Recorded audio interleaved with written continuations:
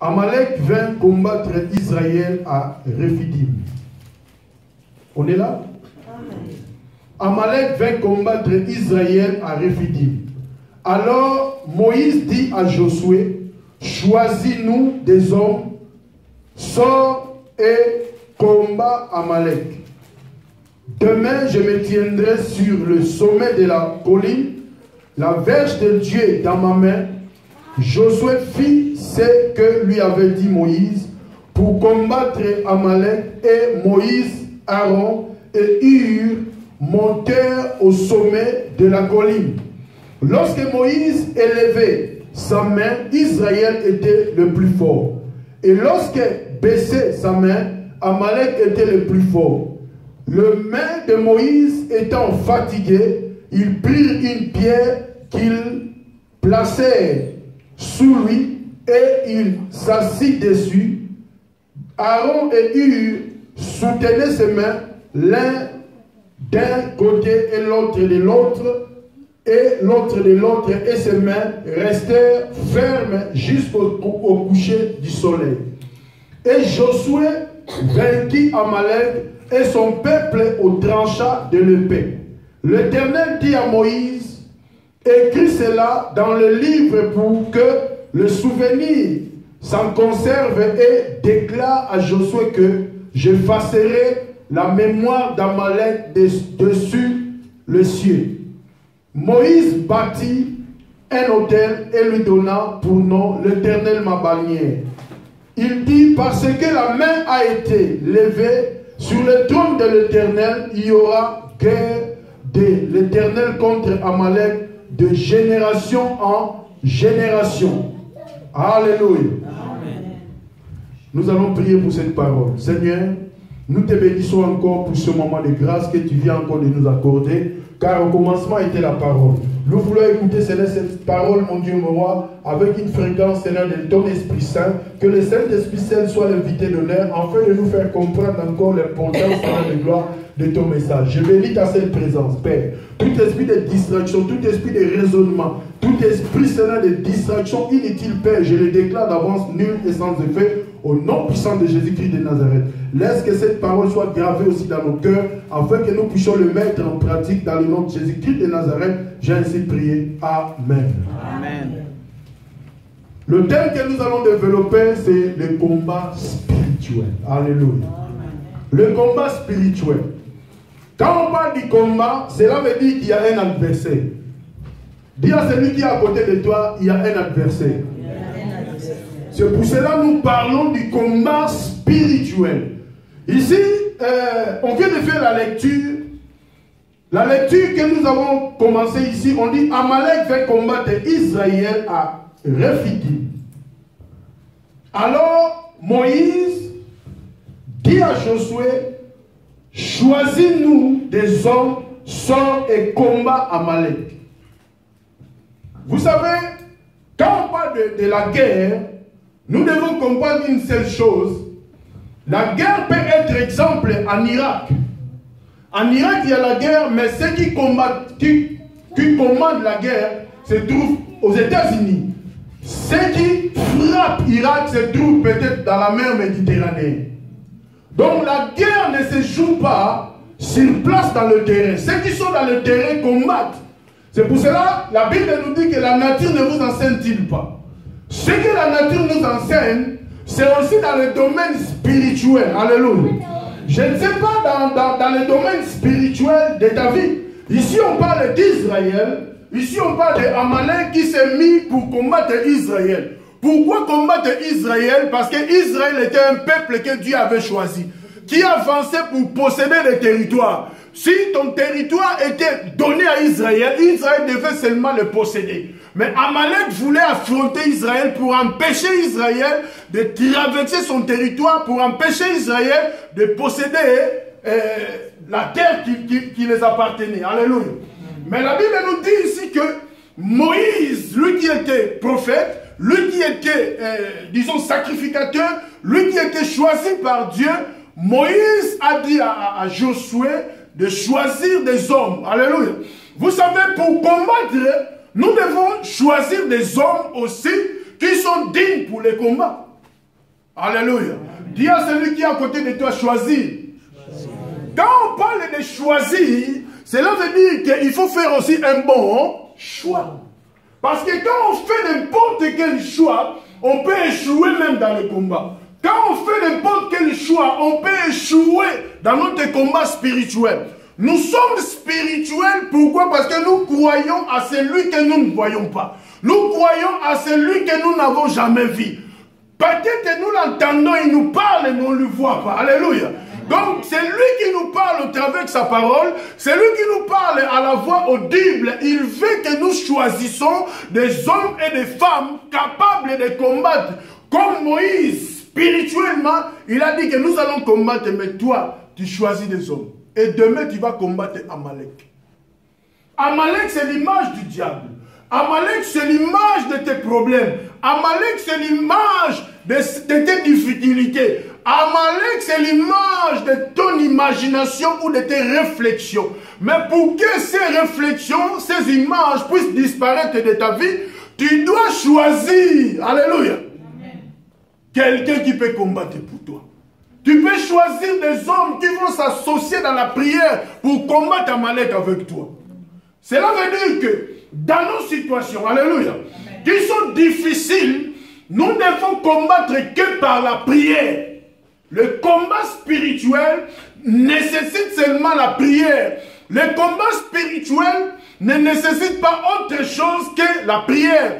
Ce qui est spirituel, on doit le résoudre que spirituellement. Nous sommes dans la chair, mais nous ne sommes pas des hommes de la chair, nous sommes des hommes spirituels. Moïse était sur la montagne. Moïse a pris Aaron et Hur. Aaron et Hur, c'est l'image du soutien dans la prière. Donc ces hommes que Moïse a choisis, Josué aussi a choisi des hommes sur le terrain pour combattre. Mais les combats que Josué combattait n'étaient pas sur le terrain, les combats s'opéraient sur la montagne. Parce que la Bible nous dit, quand Moïse élevait sa main, Israël était vainqueur. Quand le main de Moïse baissait, c'est Amalek qui gagnait la guerre. Donc nous devons comprendre que dans nos situations, dans nos problèmes, nous sommes censés les combattre spirituellement. Les combats spirituels peuvent être au pays, au Congo, mais toi qui es ici en Europe, tu peux diriger les combats. Alléluia. Amen. Même le monde des ténèbres, pour préparer la guerre, pour attaquer, le monde des ténèbres sont sensibilisés de se préparer. Quand ils se préparent pour le combat. Ce n'est pas en vain qu'Amalek s'est placé pour attaquer Israël. Ils se sont préparés, il y avait des généraux, il y avait des soldats, il y avait des bataillons qui se sont préparés pour affronter Israël et ils étaient sûrs qu'ils vont gagner. On ne sait même pas dans la bataille sans armes, alléluia. Comme nos soldats congolais. Sans armes, on ne peut pas combattre l'ennemi. Sans armes, on ne peut pas gagner la guerre. Or, nous avons des armes qui sont spirituelles. Donc nous avons des armes, nous sommes bien armés au nom de Jésus-Christ de Nazareth. Combattons spirituellement comme Moïse combattait Amalek spirituellement sur la montagne. La Bible déclare même que Aaron et Hur, quand tu vois, ils ont mis Hur avec S au pluriel, ils ont pris des pierres et ils ont mis pour soutenir le main de Moïse. Cela veut dire que jusqu'au soir, Moïse était le main levé. Je crois que alléluia. Tu peux entrer dans la prière, fatigué dans la prière. Il y a des moments où ça te demande vraiment de prier parce qu'il n'y a pas la solution jusque-là. Tu te mets dans la prière pour que la solution vienne. Tu persévères dans la prière pour recevoir ce que tu as besoin. Il y a des chrétiens aujourd'hui qui ont des problèmes spirituels, qui prient, comme il a prié 1 heure du temps, il a prié 2 heures du temps, il est fatigué. Quand tu te fatigues, c'est en ce moment-là que l'ennemi se lève. Quand tu continues à prier, l'ennemi va fuir. Quand tu continues à prier, c'est en ce moment que tu peux posséder le territoire. C'est pour cela que nos situations tardent, le raisonnement de nos pensées empêche que nous puissions obtenir le résultat positif. Alléluia. Acclamons pour Jésus-Christ. Mon frère, ma soeur, nous devons comprendre que la guerre se prépare. Nous sommes des chrétiens, nous sommes en guerre. en guerre contre l'ennemi.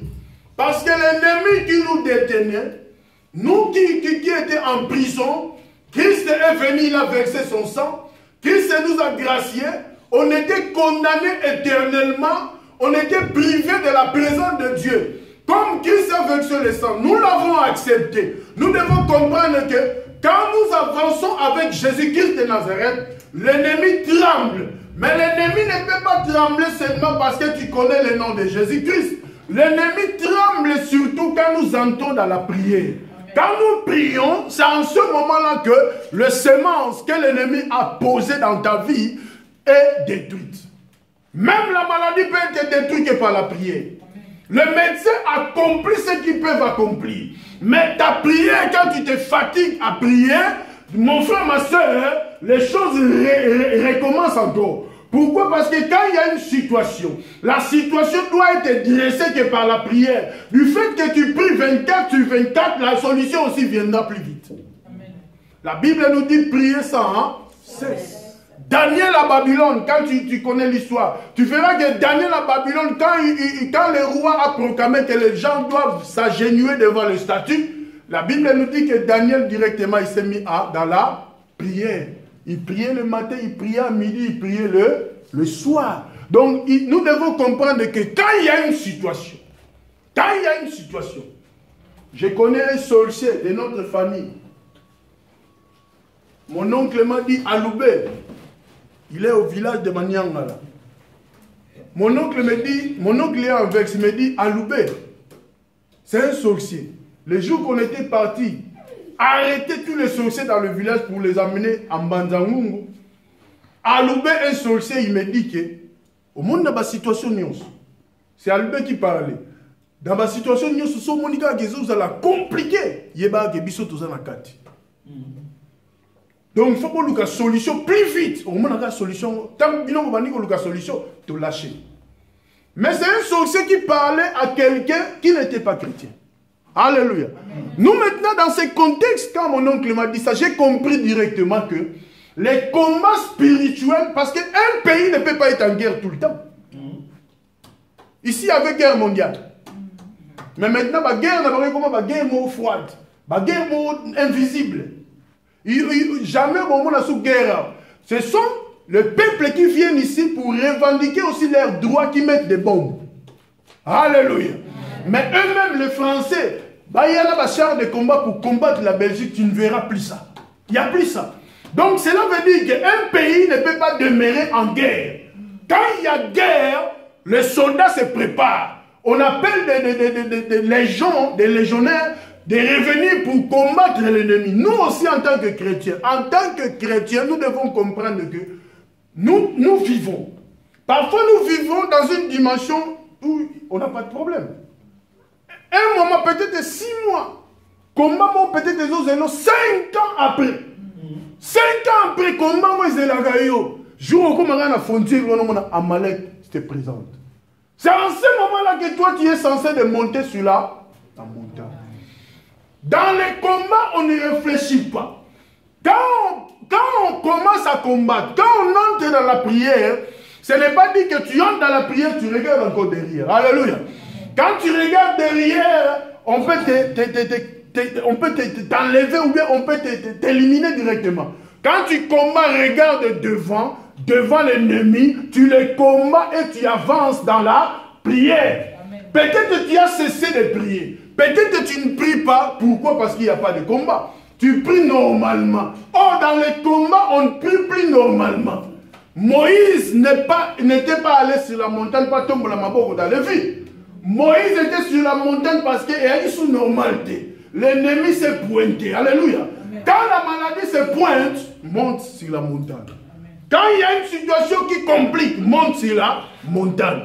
Quand il y a des choses qui sont difficiles, monte sur la montagne. Repose-toi sur cette montagne jusqu'à ce que la situation va changer. Jusqu'à ce que tu auras la solution. C'est pour cela que la Bible nous demande de prier sans cesse. Quand tu pries sans cesse, tu verras la solution. Le combat était intense. Parce que la Bible nous dit quand Moïse baissait les mains, Amalek était vainqueur.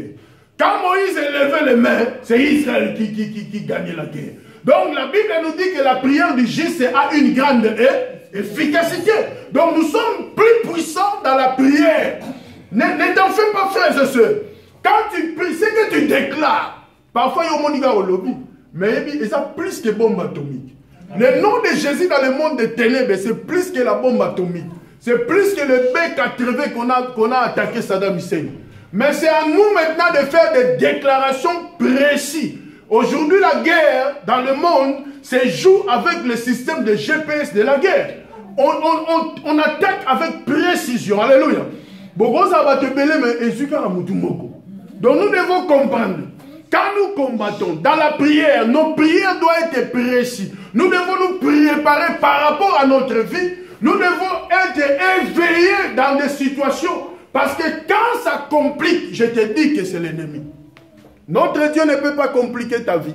Notre Dieu ne peut pas compliquer ce que toi tu as besoin. Quand tu es un enfant de Dieu, Dieu te protège, Dieu marche avec toi. Amen. Israël avec Dieu, il y avait la sécurité. Mais il y a l'ennemi qui s'est pointé devant. Alléluia. Tu es avec Dieu, tu es en sécurité, mais l'ennemi à tout moment se pointe afin que tu comprennes que la vie que nous amenons, c'est une vie de combat. Ce n'est pas une vie simple comme ça, on est dans la joie avec Jésus. Non, à tout moment l'ennemi se pointe. Jésus dit, venez à moi, vous tous qui êtes fatigués. Peut-être la situation nous affaiblisse, la situation change de choses. Nous devons seulement nous mettre à genoux, prier le Seigneur. Le temps que tu pries, parfois tu pries 30 minutes, 20 minutes. Parce que la situation est normale. Amen. Mais quand tu sens que la situation n'est plus normale, il faut augmenter là.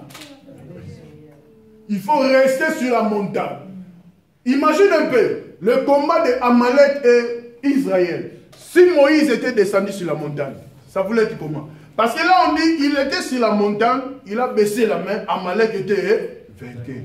Donc cela veut dire que si Moïse était vraiment fatigué, il descendait en bas de la montagne, cela veut dire que c'est Amalek qui voulait trancher Israël. Alléluia. Amen. Nous, en tant que les enfants de Dieu, nous devons comprendre que dans cette dimension de combat spirituel, vous voyez, quand on prie, surtout quand on parle du combat spirituel, nous voyons seulement chassons les démons. Nous chassons les démons, nous chassons les démons, nous chassons les démons pendant 1 heure du temps aux prières matinales. Alléluia. Mais l'ennemi est parti. À 1 heure du temps, quand l'ennemi retourne. Il va laisser 30 minutes, peut-être ils vont recommencer. 30 minutes après, l'ennemi retourne. Le combat spirituel, c'est individuel. Alléluia. Amen. Nous avons des antibales, Jésus-Christ de Nazareth. Lui qui est notre bouclier. Toi-même, tu vas combattre personnellement pour ta vie. Pour ta famille. Parce qu'il y a des choses qui sont déclarées peut-être.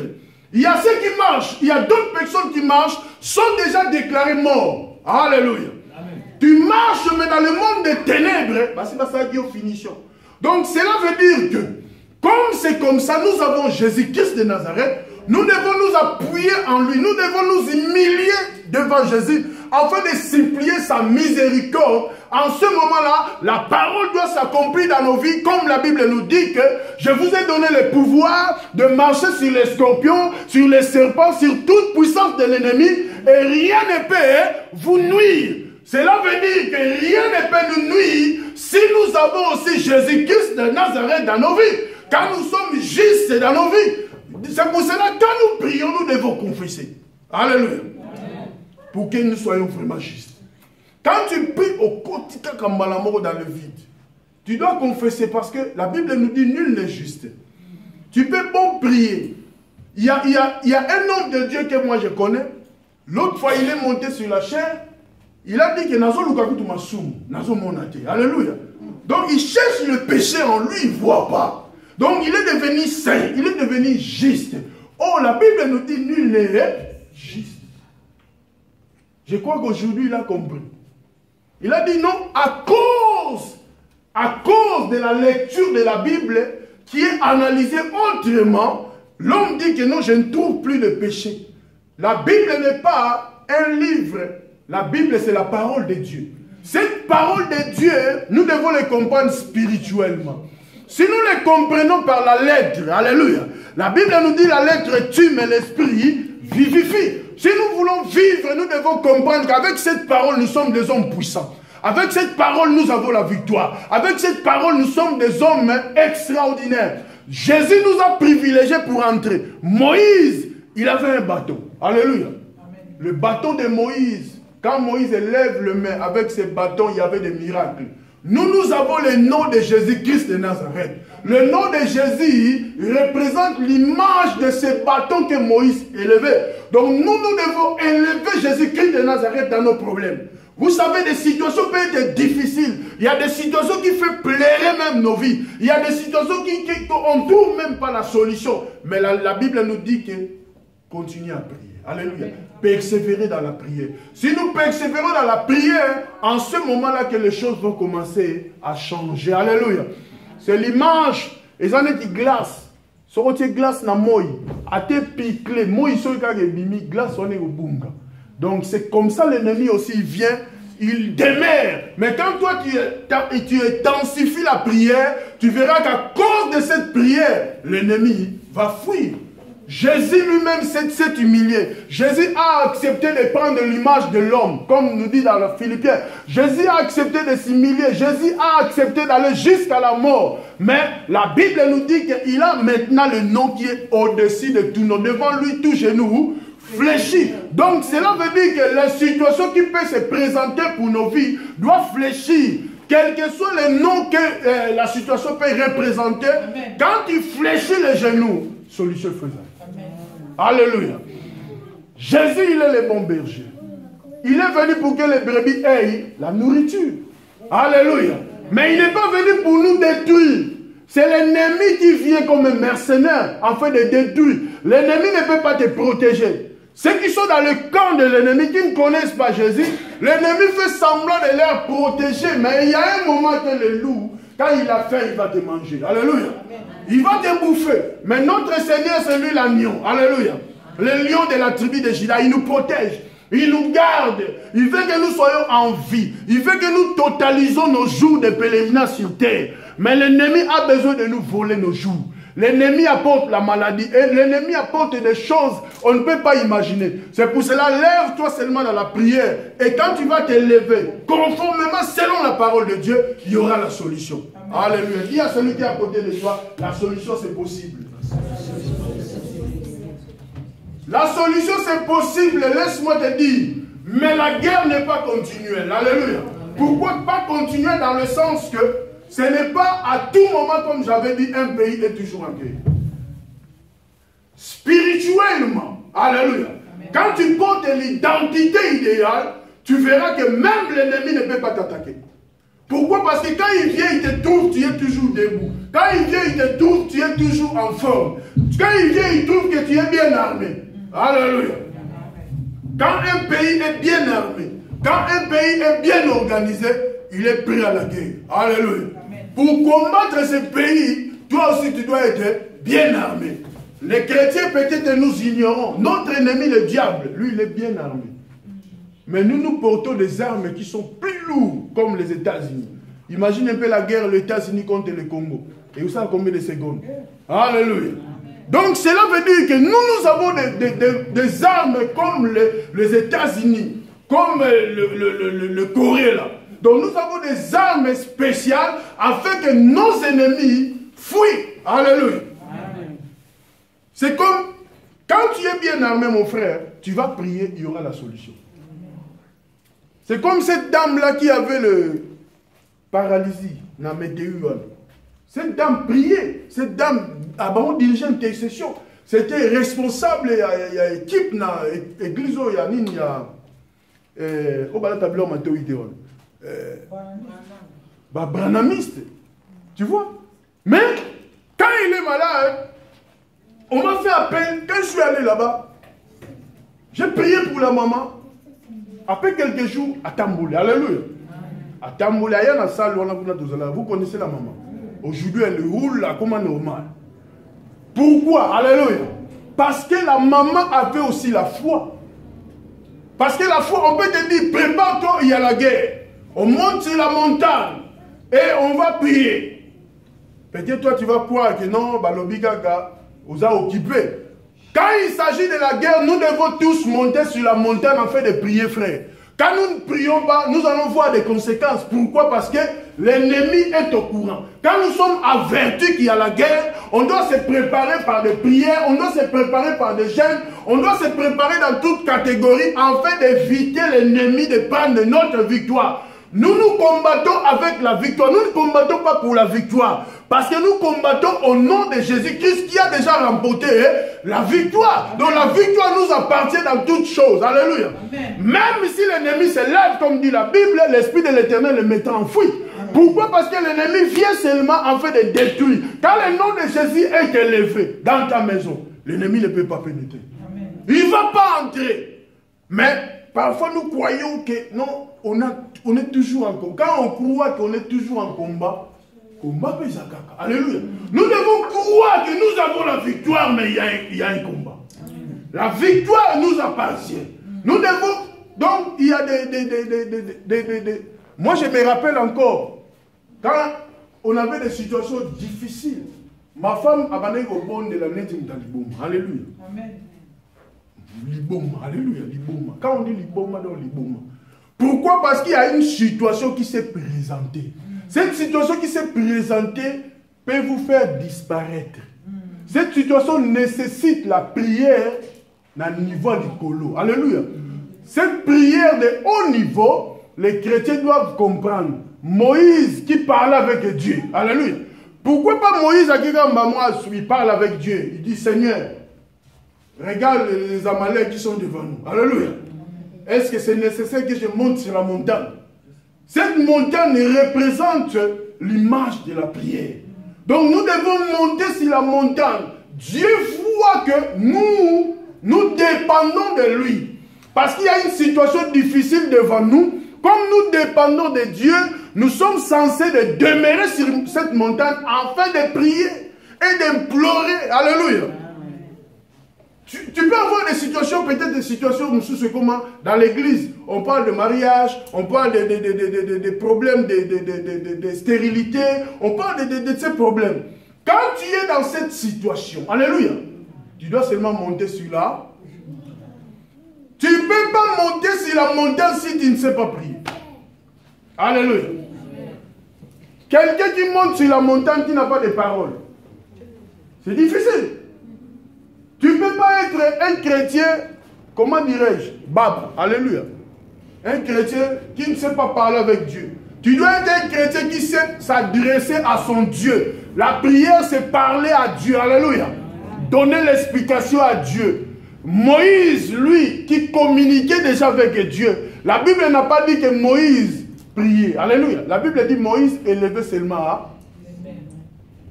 Et la victoire était là. Alléluia. La Bible nous dit que vous imposerez les mains aux malades et les malades seront guéris. Donc quand tu imposes déjà la main au nom de Jésus, les malades seront guéris. Tu crois déjà à cette parole. Donc cela veut dire que ça nécessite la foi. La foi, c'est le monnaie d'échange pour recevoir ce que tu as besoin. Quand tu crois en Jésus-Christ de Nazareth, tu verras que sa parole qui doit s'accomplir dans ta vie s'accomplira. Jésus, il est au-dessus de tout. Donc nous devons combattre spirituellement, mais dans la prière, afin d'enlever tout ce qui nous empêche d'être en contact, d'être attachés en communion avec notre Dieu. Parce que si nous demeurons justes, l'ennemi peut se présenter parce que tu es juste.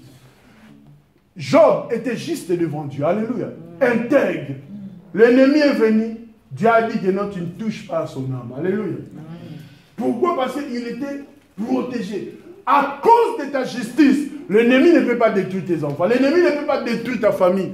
L'ennemi peut venir. Il fait semblant, à traîner. Mais le jour que toi tu vas comprendre, tu vas te mettre dans un lieu secret. Tu commences à implorer Dieu. La situation va changer. Alléluia. L'ennemi ne peut pas nous rendre tristes. Parce que l'ennemi, quand l'ennemi nous rend tristes, c'est comme si nous sommes en train de perdre le combat. C'est lui qui est vainqueur. Il combat avec joie. Alléluia. Nous combattons avec joie. Même s'il y a des difficultés, nous savons que notre bouclier, c'est Jésus-Christ de Nazareth. Nous savons que nous combattons avec le Saint-Esprit. Le Saint-Esprit qui voit au-delà de tout, c'est lui qui a fait traverser Israël la mer rouge. C'est lui-là qui combat avec nous. Il est au-dedans de nous, comme dit la Bible, nous sommes le temple du Saint-Esprit. Nous avons Jésus-Christ dans nos vies. Nous devons nous élever afin de combattre. Parce que si nous ne combattons pas, frère, l'ennemi va combattre. Si nous ne gardons pas nos frontières, alléluia, l'ennemi va pénétrer. Donc nous devons comprendre que l'ennemi veut notre destruction totale. Alléluia. Acclamons pour Jésus.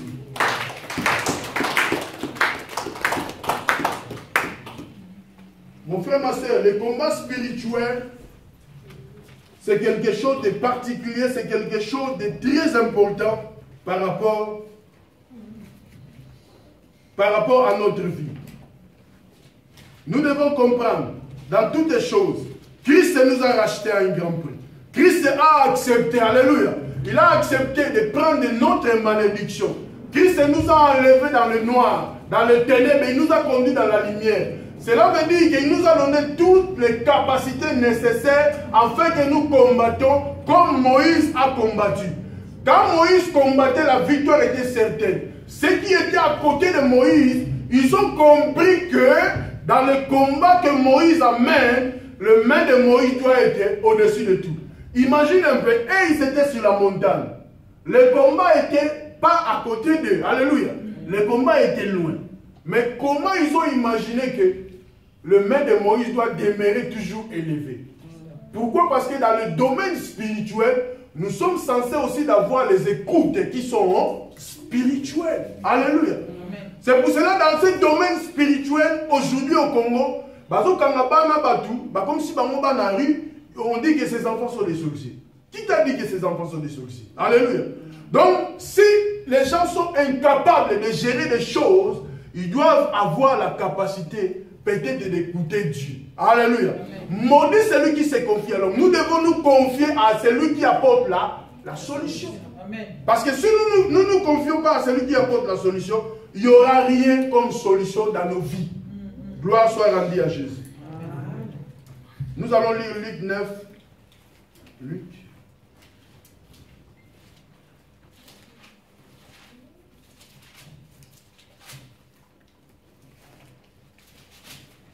Gloire à Jésus.